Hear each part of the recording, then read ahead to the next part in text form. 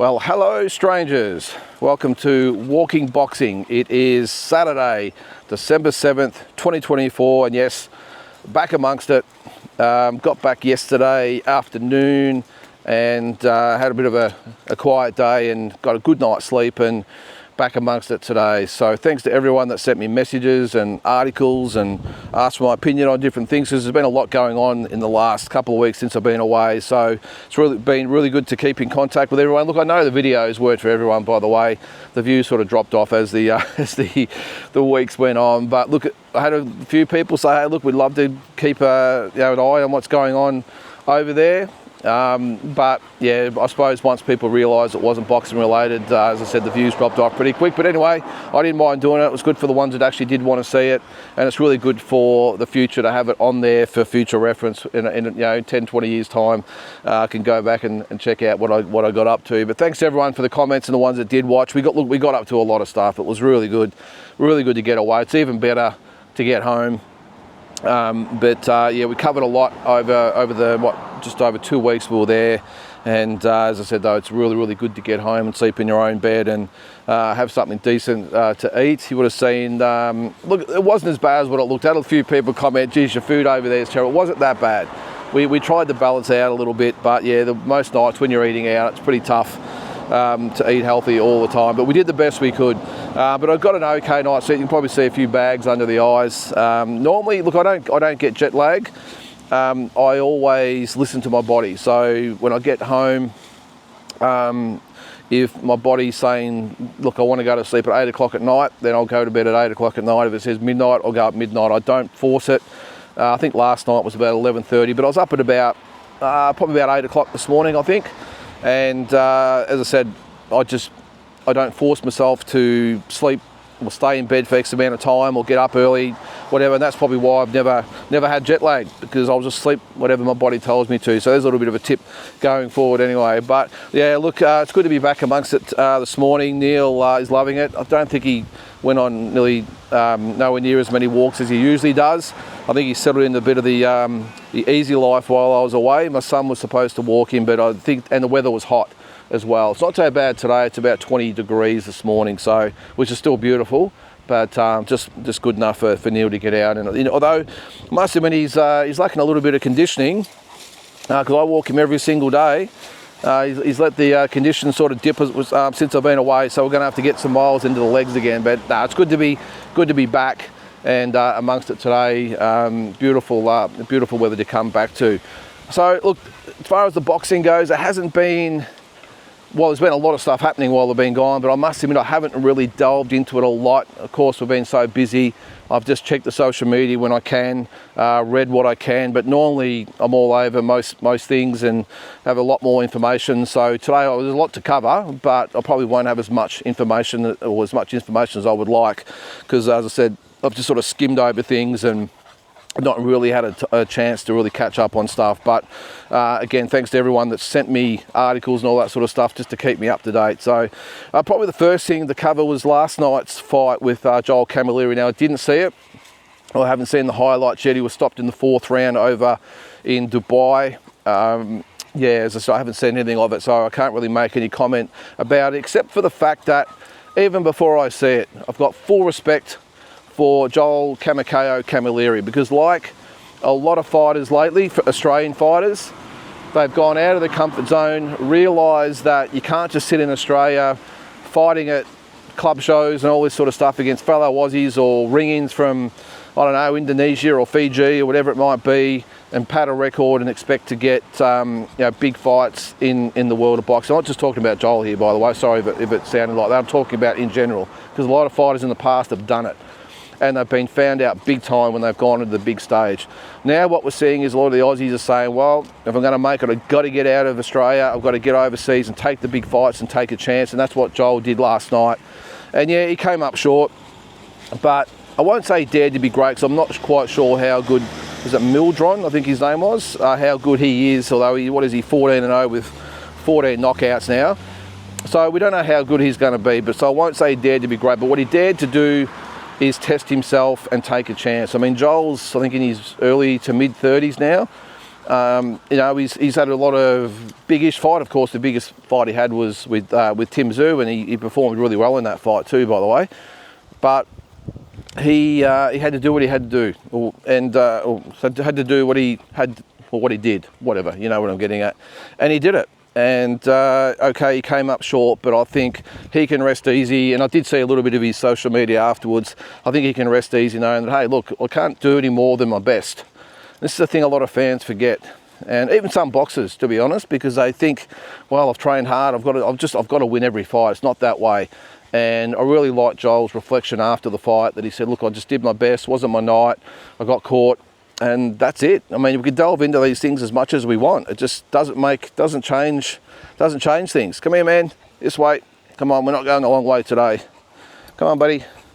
And yeah, even though he came up short, full respect to Joel Camilleri, and whether or not he gets another big fight down the track, who knows? It doesn't matter. At least he knows in himself that he went over there, he had a crack, and it didn't happen for him. And I think you can live with that. I think if you don't go over somewhere like that and test yourself, that's when the doubts come in later in life, thinking, geez, could I have done something? Could I have done something different?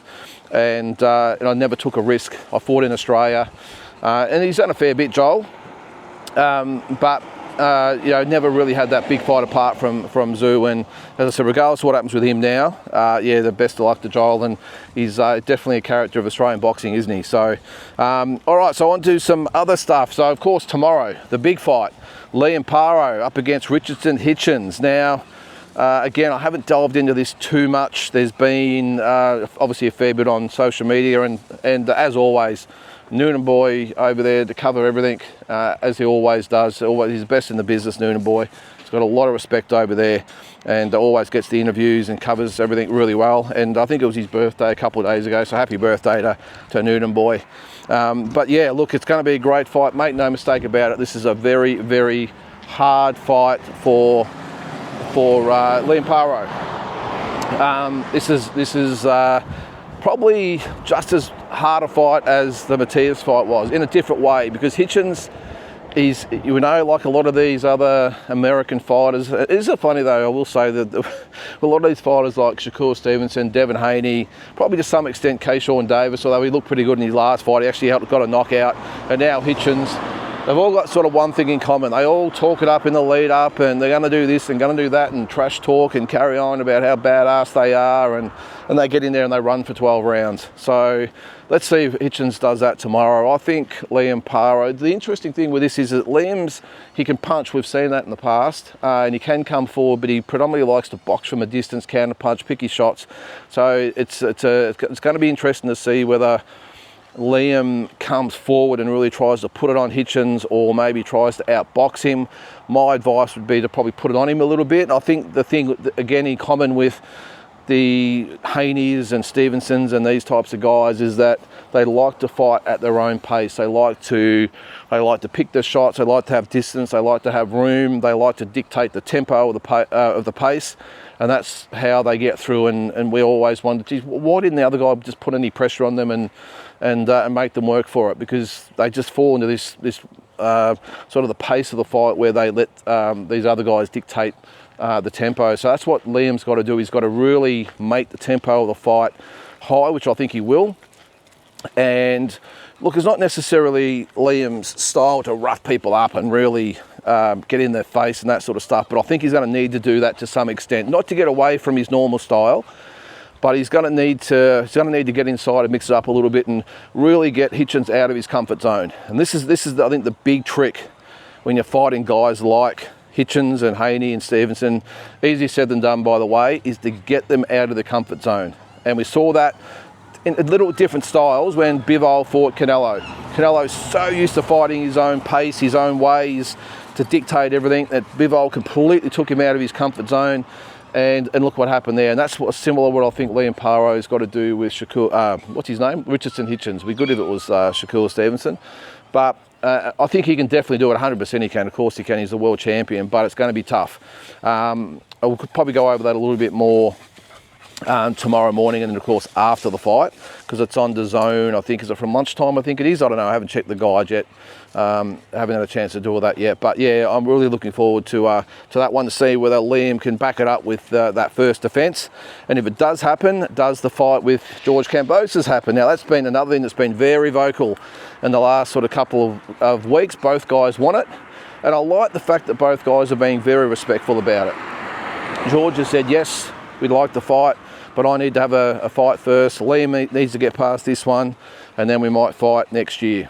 So I really like the idea of the fight. Now there was talk. I did sort of raise my eyebrows a little bit the other day when I saw that, again, probably similar to Tim Tszyu and Michael Zerafa, that they were talking about this will be bigger than Green Mundine. So as much respect as I've got for Liam and George, there's no way that fight will be bigger than Mundine Green. But I think when I actually read the article, I think the quotes from All Concerned was that it would be the biggest fight since Green Mundine, which I would probably agree with. Depends on what happens with Tszyu and Zerafa, of course, what happens if they fight and who's going to be the biggest fight. But I think definitely this will be the biggest all Aussie fight since Green Mundine. And what a fight would be. I must say, like, I think Tszyu Horn was probably at the time probably up there as well. So maybe it's the biggest, that was probably the biggest all Aussie fight since Mundine Green. So this is, in my opinion, Parro and Kambosos would be the biggest fight, probably since Tszyu Horn. I don't know. Let me know what you think about that. But yeah, but either way, it'll be a massive fight. This is the interesting thing. Would Parro and Kambosos be bigger than Tszyu Zerafa? That's an interesting question. I don't think so. Now, I'll just, before everyone comes to me saying, "How can you say that Tszyu Zerafa is bigger than Parro Kambosos?" Let me just clarify what I'm saying. I think the fight I would love to see more out of the two is definitely Parro and Kambosos. I think it's the bigger fight as far as the standing of both guys and the ability of both guys and what both bring to the table, 100%. But unfortunately, well, not unfortunately, it is what it is, Tszyu and Zerafa, I think, would be the biggest fight and draw the biggest or the more pay-per-views and biggest gate and biggest purses, all that sort of stuff. But so that's sort of what I'm getting at. Tszyu Zerafa would be the bigger fight, but George and Liam would be the better fight, if that makes sense. And just on, and it'd be interesting to hear what you guys have to say about that. Which fight is bigger? But it's interesting to see, even with Michael Zerafa the other day. Now, he's, again, I haven't really seen much about it since, but there was an article saying that he was looking to maybe go with Matchroom and fight Liam Smith, and he's going to forego maybe Tim Tszyu and fight Liam Smith and get back in the picture. Look, I've gone over this with Michael a couple of times, and to the point where he wasn't overly happy about it, but I don't care. I'm going to tell it the way it is. But if Michael Zerafa thinks fighting Liam Smith to potentially get back into the world title picture, well, I think he's just kidding himself. Look, it's a good fight to have, don't get me wrong. And if Tim Tszyu is stalling or not really giving him any definitive answers, then of course go for Liam Smith. But if he's going to forego hey buddy, but if he's going to forego a Tim Tszyu fight to fight someone like Liam Smith, who, let's face it, he's just done and dusted and out of the picture now, that's going to get him into a potential world title fight. Well, yeah, I think Michael's got to reassess where he's at. And I don't want to sort of keep laying the boots in the Michael, but how can you say that I'll take a fight with Liam Smith over Tim Tszyu with the fights there?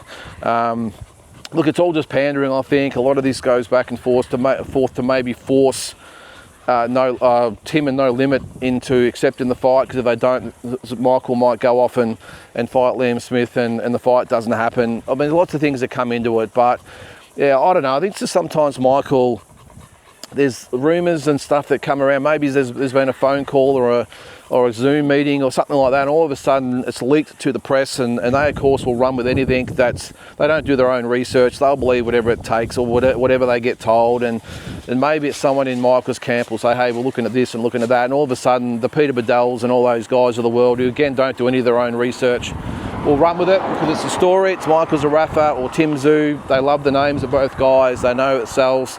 So they'll just run with it without even you know, without even really doing the necessary homework and having it as fact. So look, you know, if that is the case and Michael does fight Liam Smith and gets the win, look, I think that just goes to show how bad the middleweight division is at the moment.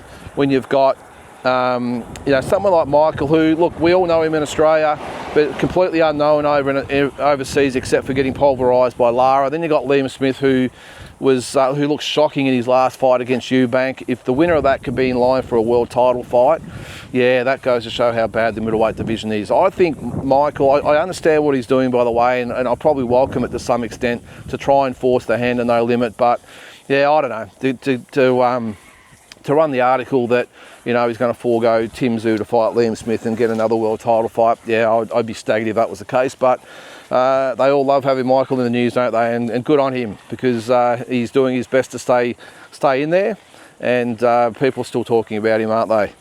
All right, so enough of that. Let's get, actually, I've got a couple of other things I wanted to talk about. And again, I had to write these down because I don't normally take notes, but there's been that much happening. Oh, the Aussie stuff, okay. Brock Jarvis, the Jeff Fennick thing, I did see that. How good is that? Now, what it's done is cause a massive rift with Hassan Hamdan. Look, you talk about, you know, the circus of Australian boxing. Well, this has probably taken it to another level, hasn't it? And look, it's good. Brock Jarvis, Hassan Hamdan, they were best mates. Now that Brock Jarvis is reunited with Jeff Fennick, geez, he looks big too, by the way, doesn't he, Brock Jarvis? Now he's reunited with Jeff. Now that's caused this rift, and Hassan Hamdan, who's I think still suspended for a couple of years. I'm not sure, they'll have to fight overseas. I don't know how it would work. But now there's, and again, the press have been all over. I think there was 3 or 4 stories about it last week. I mean, come on, we've got better things to talk about than that. Surely we've got more articles on Liam Parro and Jai Patai that we should be running, not this sort of stuff. But look, it's good for Australian boxing, I suppose, and all parties have really towed the line as far as content goes. They've all had their say and run their social media stuff. I think it's good, and I'm glad that Brock's back with Jeff. I think, look, Jeff sometimes cops a bit of a bad rap as far as being a trainer. Look, he just wants the best for Brock, and I just think the two of them work really well together.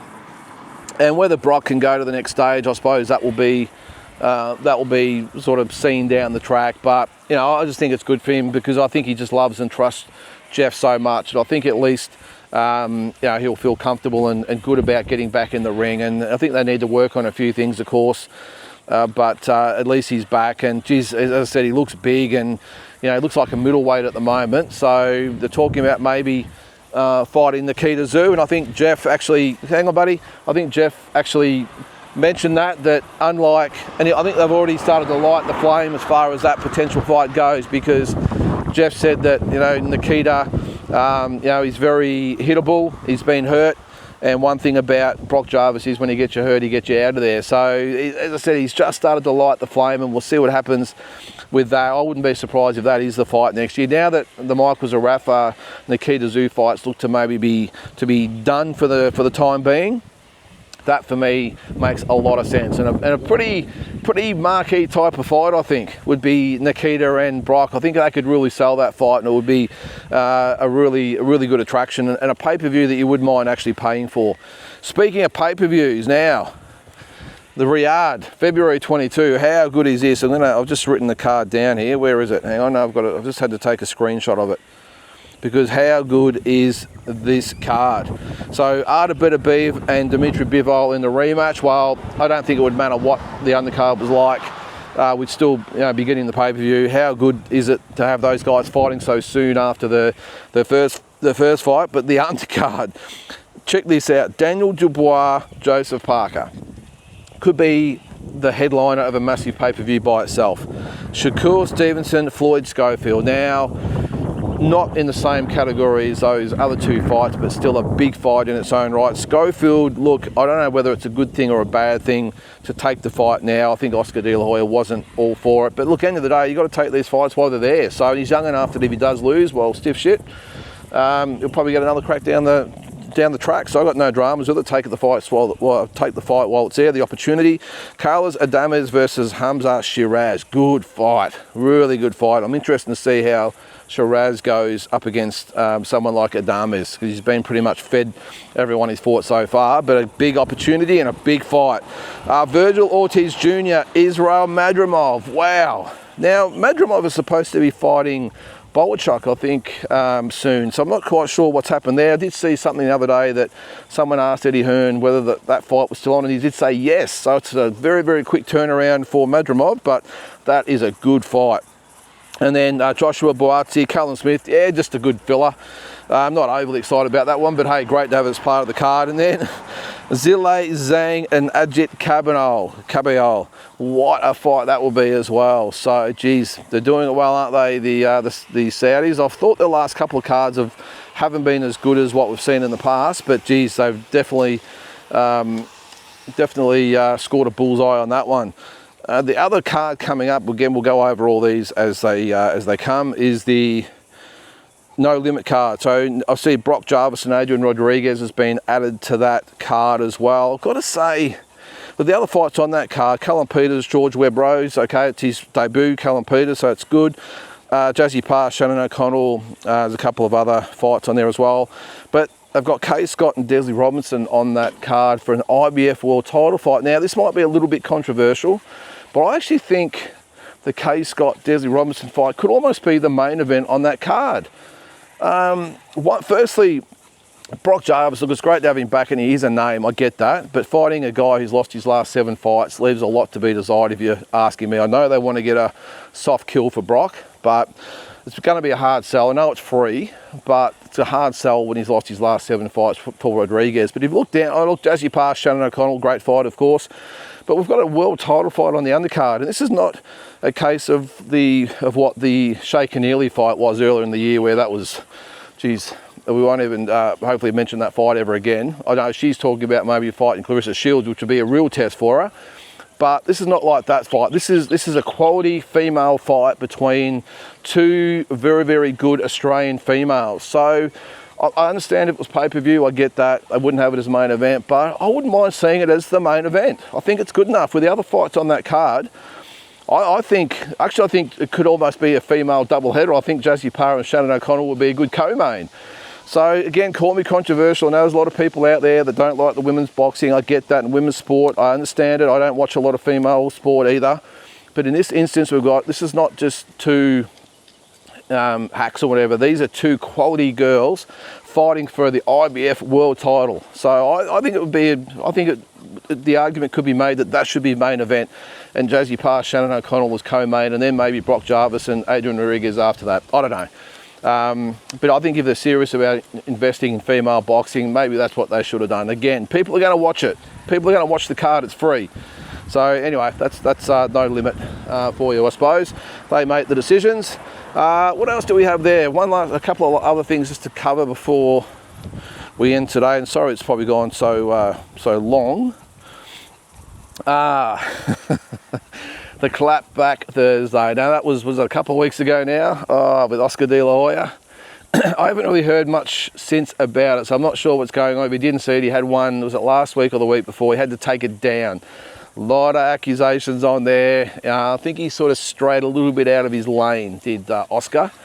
Look, we don't know whether it's true or not. There's been a lot of hypotheticals out there, but I think to actually spend most of a Clapback Thursday segment on it, yeah, I don't think that was really wise by Oscar. It might have been something to have a bit of a quip, clip Eddie on the way through with maybe just a mention of it, but to actually spend pretty much the whole segment on it, yeah, probably not the great thing by Oscar. No doubt there'll be lawsuits threatened and all that sort of stuff. But if it does come out to be true, then what? I don't know. I'm not getting involved in it all, but I just thought, Oscar, mate, I love what you do, but maybe that wasn't the best topic to go with. And if you've seen it, you know what I'm talking about anyway. So just one last thing, actually. Canelo, of course, Oscar did sign off with the big up yours to Canelo. There is talk that Canelo Alvarez is interested or open to talking to Turki Al Sheikh about some fights in Saudi Arabia in 2025, but it won't be against Terence Crawford, because because he has injured himself and probably won't be fighting until about mid next year, which is, it's a tough one for Terence Crawford. What happens to him now? He's 36 years old. He's fought once a year for the last few years. I'm not sure whether